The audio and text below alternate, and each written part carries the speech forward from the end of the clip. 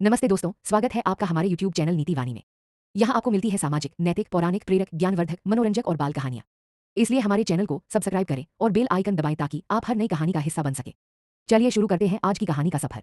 महत्वपूर्ण सूचना: ये कहानी केवल मनोरंजन एवं शिक्षा के उद्देश्य से बनाई गई है। इसमें वर्णित सभी पात्र, घटनाएं और स्थान कल्पित हैं। किसी भी व्यक्ति, स्थान या संस्था से मेल केवल संयोग है। कृपया इसमें व्यक्त किए गए नैतिक और सामाजिक संदेशों को अपना पौराणिक संदर्भों का आदरपूर्वक पालन किया गया है। एक कदम अच्छाई की ओर नीति वाणी। कहानी हाथी और चींटी की दोस्ती।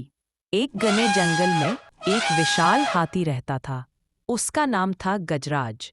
गजराज अपनी ताकत और बड़े आकार के कारण जंगल में सबको थोड़ा डराता था।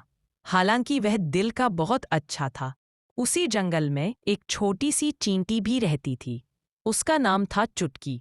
चुटकी बहुत मेहनती और समझदार थी, लेकिन अपने छोटे आकार के कारण अक्सर दूसरे जानवर उसे कमजोर समझते थे। एक दिन गजराज जंगल में घूम रहा था, तभी उसका पैर एक बड़े से गड्ढे में फंस गया। उसने बहुत कोशिश की, अपनी सारी ताकत लगाई, लेकिन वह गड्ढे से अपना पैर नहीं निकाल पाया। वह जोर जोर से चिंघाड़ने लगा। उसकी आवाज सुनकर जंगल के और भी जानवर वहां इकट्ठा हो गए, पर कोई भी उसकी मदद नहीं कर पाया। हाथी इतना बड़ा था कि उसे खींच पाना किसी के बस की बात नहीं थी। अभी वहां छोटी सी चींटी चुटकी भी आ पहुंची। उसने गजराज को परेशान देखकर कहा, गजराज भैया, आप चिंता मत करो, मैं आपकी मदद करूंगी। यह सुनकर दूसरे जानवर हंसने लगे। यह छोटी सी चींटी इस बड़े हाथी की क्या मदद करेगी? उन्होंने मजाक उड़ाया, लेकिन चुटकी ने किसी की परवाह नहीं की।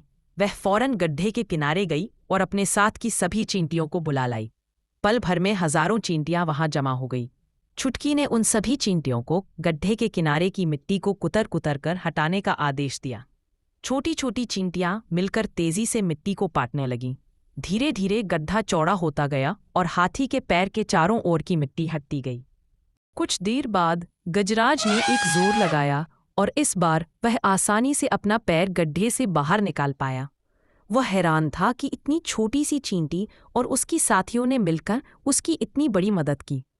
गजराज ने चुटकी और सभी चींटियों को धन्यवाद दिया और उस दिन से उसे समझ में आ गया कि कोई भी छोटा या बड़ा नहीं होता और दोस्ती में ताकत होती है। उसके बाद से गजराज और चुटकी बहुत अच्छे दोस्त बन गए। कहानी की सीख: ये कहानी हमें सिखाती है कि हमें कभी किसी को छोटा या कमजोर नहीं समझना चाहिए और एकता में बहुत बड़ी ताकत होती है। आज की कहानी यहीं समाप्त होती है। उम्मीद है आपको इस कहानी से एक अच्छी सीख भी मिली होगी। अगर आपको ये कहानी पसंद आई हो तो इसे लाइक करें और अपने दोस्तों के साथ शेयर करें। हमारे चैनल को सब्सक्राइब करना ना भूलें ताकि आप अगली कहानी मिस न करें। मिलते हैं अगली कहानी में।